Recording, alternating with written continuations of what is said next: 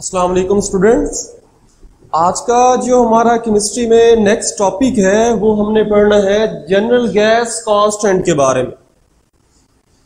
General gas constant जिसका दूसरा नाम आइडियल गैस कांस्टेंट भी है। हमने इसका नाम जनरल गैस कांस्टेंट या आइडियल गैस कांस्टेंट पढ़ा था। आज के इस लेक्चर के अंदर हमने आर की वैल्यूज के बारे में पढ़ना होगा कि आर की वैल्यू क्या होती है।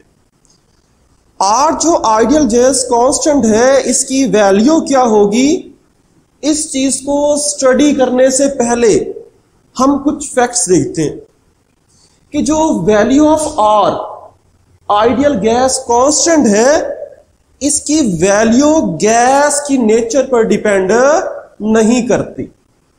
कैसे? Numerical value of R is independent of the nature of gas. Nature of gas कि हमारे पास कोई भी गैस मौजूद हो, सिलेंडर के अंदर कोई भी गैस मौजूद हो, चाहे हाइड्रोजन हो, ऑक्सीजन हो या नाइट्रोजन हो या क्लोरीन गैस हो, कोई भी गैस हो, गैस के चेंज कर देने से आर की वैल्यू चेंज नहीं होगी।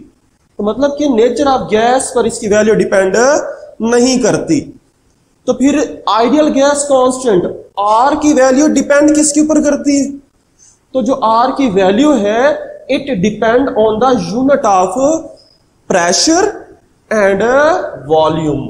तो इसकी वैल्यू एक्चुअली डिपेंड किसके ऊपर करती है?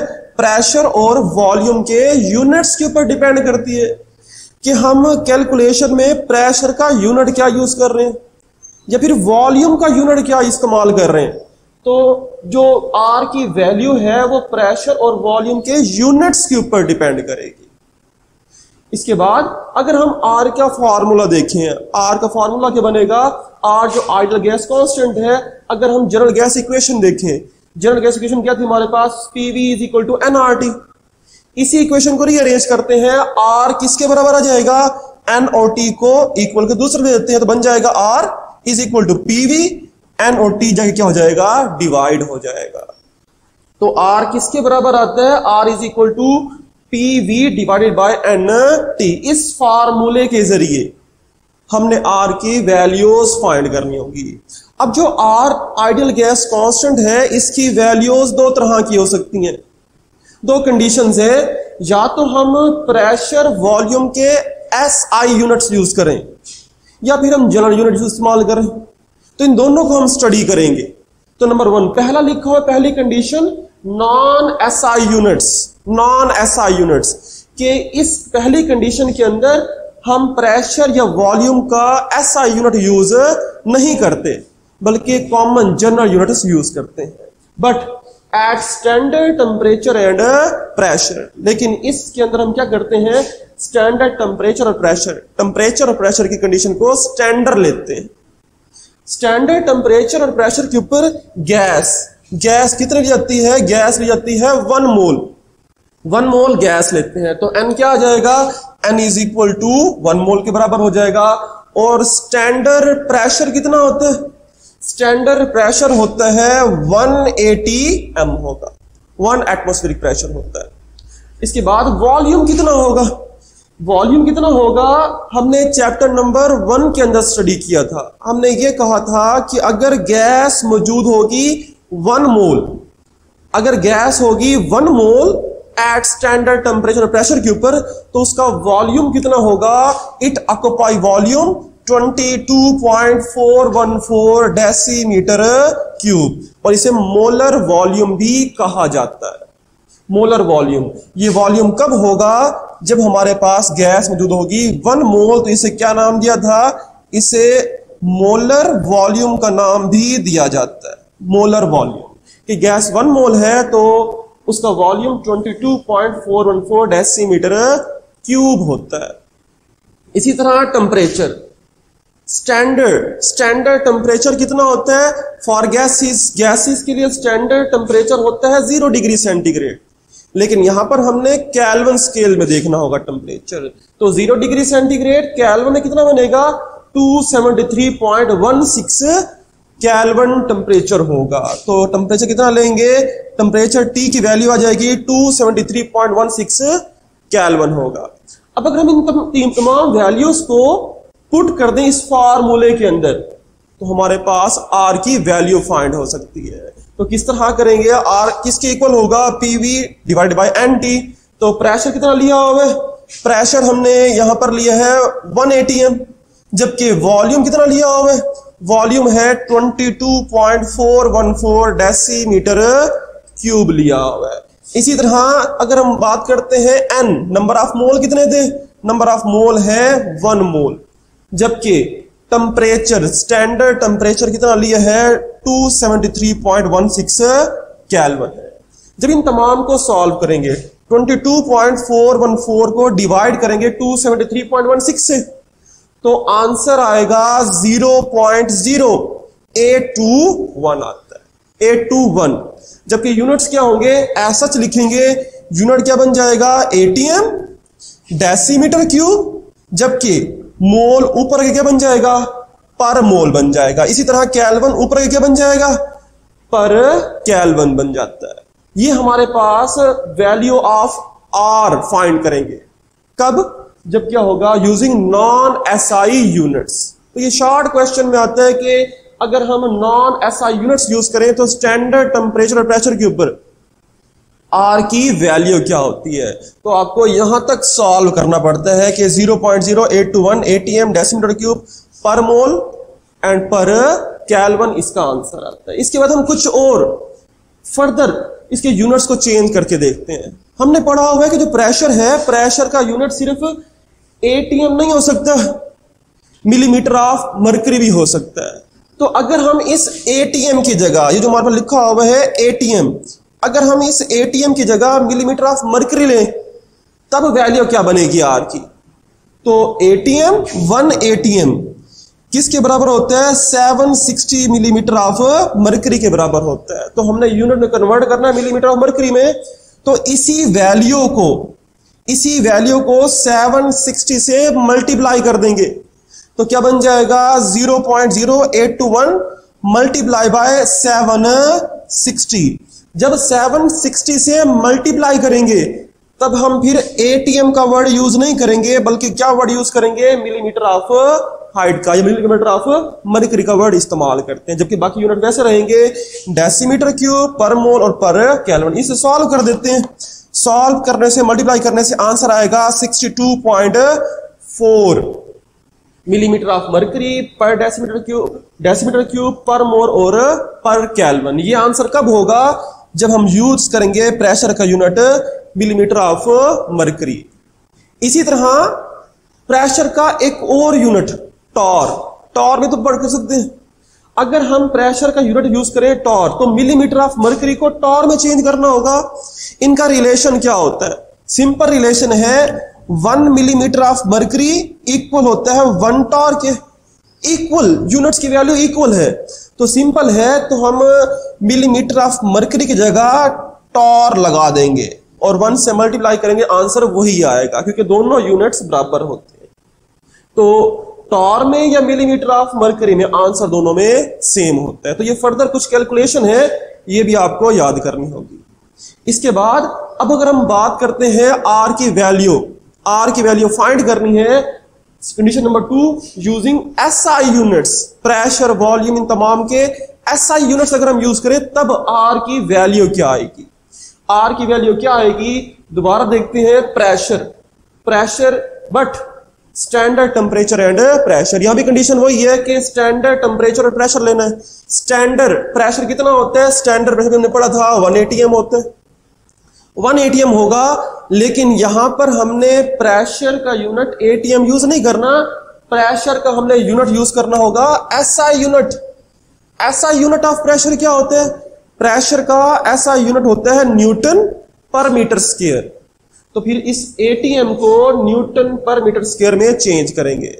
वैल्यू क्या होती है, एक्चुअली इस तरह होता है कि जो 1 atm है, 1 atm is equal to 101,325 newton पर मीटर स्क्वायर के बराबर होता है। तो 1 atm था, न्यूटन पर मीटर स्क्वायर में किसके बराबर आ जाएगा 101325 न्यूटन पर मीटर स्क्वायर। तो हम ये वैल्यू यूज करेंगे क्योंकि एसआई यूनिट्स यूज कर रहे हैं। इसी तरह वॉल्यूम हमने कितना यूज किया था 22.414 डेसीमीटर क्यूब, लेकिन अब हमने क्या करना होगा वॉल्यूम का एसआई यूनिट यूज करना होगा, और वॉल्यूम का एसआई यूनिट क्या होता है क्यूबिक मीटर होता है, क्यूबिक मीटर होगा। तो डेसीमीटर क्यूब को क्यूबिक मीटर में कैसे कन्वर्ट करते हैं, इसका रिलेशन इस तरह होता है कि 1 cubic metre is equal to 1000 decimetre cube के बराबर होता है। तो हमने इसे कन्वर्ट करना होगा मीटर क्यूब के अंदर, तो इस 1000 को यहां पर डिवाइड कर देते। तो हमने यहां पर भी ऐसे ही किया, जो वॉल्यूम हमारे पास 22.414 दिया हुआ है, अगर इसी वैल्यू को हम डिवाइड कर दें 1000 पे डिवाइड कर दें तो ये डेसीमीटर क्यूब कन्वर्ट हो जाएगा मीटर क्यूब के अंदर, और वैल्यू आ जाएगी 0.022414 डेसीमीटर क्यूब आ जाएगी। तो ये हमारे पास वैल्यू यूज होगी वॉल्यूम की, वॉल्यूम यूज होगा 0.022414 मीटर क्यूब के बराबर आएगा। इसी तरह next number of mole n की वैल्यू वही रहेगी। इसी तरह जो n की वैल्यू है, n वैल्यू वही रहेगी। गैस हम लेंगे 1 मोल और टेम्परेचर स्टैंडर्ड टेम्परेचर 273.16 केल्विन ही रहेगा। अब अगर हम इन वैल्यूज को पुट करें, अगर इन वैल्यूज को हम पुट करें फार्मूला नंबर 2 के अंदर R is equal to PV divide by NT, तो क्या बन जाएगा, प्रेशर कितना लिया हमने, प्रेशर SI यूनिट्स 101325 न्यूटन पर मीटर स्क्वायर। इसी तरह वॉल्यूम क्या लिए 0.022414 मीटर क्यूब लिया। उसके बाद n नंबर ऑफ मोल वही 1 मोल होगा, जबकि टेम्परेचर 273.16 केल्विन ही लिया जाएगा। जब आप इन तमाम को सॉल्व करते हो, इन वैल्यूज को सॉल्व करते हो, तो आंसर आता है 8.3143, जबकि इसका यूनिट्स क्या लगेंगे, यूनिट्स किस तरह होंगे, बेटा यहां पर देखोगे कि यहां पर लिखा हुआ है क्यूब, मीटर क्यूब। इस मीटर क्यूब में से मीटर -2 को माइनस कर दे तो बाकी क्या बच जाएगा, 3 में से अगर 2 को माइनस कर देंगे तो बाकी बच जाएगा हमारे पास न्यूटन मीटर बच जाएगा। न्यूटन मीटर -3 में से -2 कर दिया तो बन जाएगा हमारा न्यूटन मीटर, जबकि मोल ऊपर जाके क्या बन जाएगा पर मोल। इसी तरह केल्विन ऊपर जाके बन जाएगा पर केल्विन बन जाता है। तो वैल्यू आ जाएगी 8.3143 न्यूटन मीटर पर मोल पर केल्विन।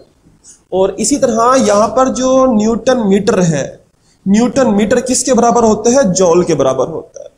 अगर हम इस जगह जॉल लिख दे तो बन जाएगी वैल्यू वही रहेगी 8.3143 न्यूटन मीटर की जगह क्या लगा देंगे, जॉल लगा देंगे पर मोल पर केल्विन। यहां तक इस इक्वेशन को सॉल्व करना होगा शॉर्ट क्वेश्चन में। अगर शॉर्ट क्वेश्चन आता है कि find the unit of R in SI unit, अगर SI यूनिट्स की बात करता है तो आपको यहां तक इसकी कैलकुलेशन कंप्लीट करनी होती है और ये आंसर फाइंड करके दिखाना होता है जॉल पर मोल पर केल्विन तक। अगर हम फर्दर कुछ और कैलकुलेशन करें जो एक्स्ट्रा है, जो आपको याद करनी पड़ेगी, तो अगर हम इस जॉल को कैलोरीज में चेंज करें, एनर्जी की ही बात कर रहे हैं तो कैलोरीज में चेंज करें, क्या रिलेशन क्या होता है, एक्चुअली रिलेशन ये है कि 1 calories is equal to 4.18 joule के बराबर होता है। तो किस तरह करेंगे, हमने कैलोरीज में कन्वर्ट करना है, तो 4.18 को डिवाइड कर देंगे। तो क्या हुआ, ये जो हमारे पास वैल्यू लिखी हुई थी 8.3143, इस वैल्यू को डिवाइड कर देंगे 4.18 से। तो जब इसे डिवाइड करेंगे तो हम जॉल का वर्ड यूज नहीं करेंगे, बल्कि क्या वर्ड यूज करेंगे, कैलोरीज। बाकी वैसे रहेगा पर मोल पर केल्विन ही रहेगा। इसे सॉल्व करें, सॉल्व करने से आंसर निकलता है 1.987 कैलोरीज पर मोल पर केल्विन। तो ये हमारे पास कुछ एक्स्ट्रा कैलकुलेशन थी, इसे भी आपने कंप्लीट करना होगा।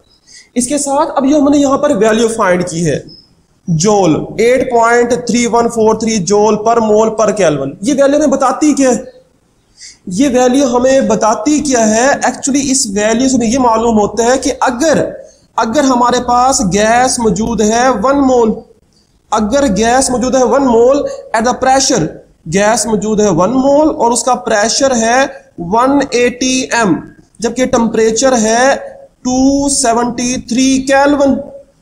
अगर हम 1 केल्विन टेम्परेचर इंक्रीज कर दें, अगर हम 1 केल्विन टेम्परेचर इंक्रीज कर दें, 273 से इसे कन्वर्ट कर दें 274 केल्विन में, तो गैस कितनी एनर्जी एब्जॉर्ब करेगी? गैस एनर्जी एब्जॉर्ब करेगी, जो हमने वैल्यू लिखी हुई है 8.3143 एनर्जी क्या करती है? एब्जॉर्ब करती है। तो ये हमारा आज का टॉपिक था जिसके अंदर हमने आर के यूनिट्स फाइंड किए और ये टॉपिक शॉर्ट क्वेश्चन में शामिल है। अल्लाह हाफिज।